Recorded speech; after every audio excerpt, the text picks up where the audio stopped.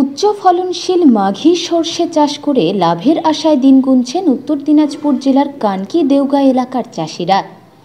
এখানকার চাষিরা অন্যান্য চাষবাসের পাশাপাশি প্রচুর পরিমাণে সরষে চাষ করে থাকেন এবং এই সরষে চাষ করে তারা অনেকটাই আর্থিক লাভবান।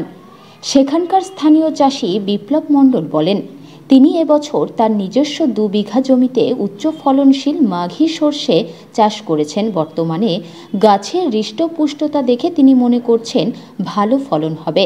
তিনি আরও বলেন, তাদের এলাকায় 1 বিঘা জমিতে 3 থেকে 4 কুইন্টাল সরষে উৎপন্ন হয় এবং বাজারে বিক্রির পাশাপাশি সরষের থেকে ভোজ্য তেল প্রস্তুত করে খেয়ে পড়ে স্বাচ্ছন্দ্যে বেঁচে আছেন। এটাকে বলা হয় মাঘী সরিষা, বলা হয় উচ্চ ফলনশীল বীজ। কতটা জমিতে লাগিয়েছেন? আমি এটা মোটামুটি 2 বিঘার মধ্যে লাগিয়েছি। কি কি মানে রাসায়নিক কীটনাশক ব্যবহার করেছেন সেই বিষয়ে যদি একটু বলেন। এই সরিষাতে সাধারণত রাসায়নিক সার কম ব্যবহার করাই ভালো, কারণ বর্তমানে যে পরিস্থিতি। তো এখানে আমি গোবর দিয়েছি 4 টলি, ঠিক আছে, 2 বিঘার মধ্যে। এবং রাসায়নিক সারের মধ্যে দিয়েছি SSP, single super phosphate, urea এবং পটাশ, মৌলিক সারগুলো দিয়েছি।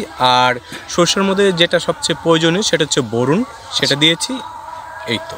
আচ্ছা, এটা কতদিনে ফলন আসবে? এটা মোটামুটি আপনার 85 থেকে 100 দিনের মধ্যে চলে আসে, ঘরে আসে। অ্যাকচুয়ালি এটা বিঘাতে কত মন আসে? এটা বিঘাতে মন যদি বলা হয়, এটা আপনার 1 বিঘাতে 52 ডেসিমিলির বিঘাতে ওই 3.5 থেকে 4 কুইন্টাল হয় ভালো হলে। আর মনে যদি বলা হয় ওই বিঘাতে আপনার 8 থেকে 9 মন আসে। অ্যাকচুয়ালি এটা মানে এই সময়ে অন্যান্য মানে ফসলের পাশাপাশি এটা চাষ করলে কি আর্থিকভাবে লাভবান হওয়া যায়, কি মনে করছেন? হ্যাঁ, এটা করলে আর্থিকভাবে লাভবান হওয়া যায়। এবং সবচেয়ে যেটা আমি মনে করি সেটা হচ্ছে বর্তমানে যে আমাদের দৈনন্দিন জীবনের তেলের যে ভূমিকা, খাবার তেলের ভূমিকা, সেটা অতুলনীয়। কিন্তু বাজারে সব তো মানে ভেজাল পাওয়া যায়। এটা যদি বাড়িতে চাষ করে খাওয়া যায় খুবই ভালো, কিন্তু এটা লাভ করলে পরে এটার মধ্যে চাষ তেমন কম লাগে, প্লাস এর মধ্যে অল্প দিনের মধ্যে হয়ে যাচ্ছে।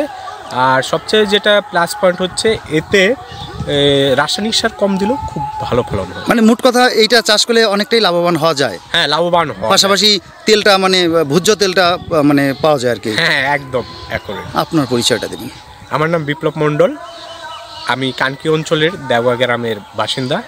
পিতার নাম শ্রী হরিপদ মণ্ডল। এটা কোন এরিয়া, মানে কোন ডিস্ট্রিক্ট পড়ে এটা? এটা উত্তর দিনাজপুর জেলা। অনেক ধন্যবাদ।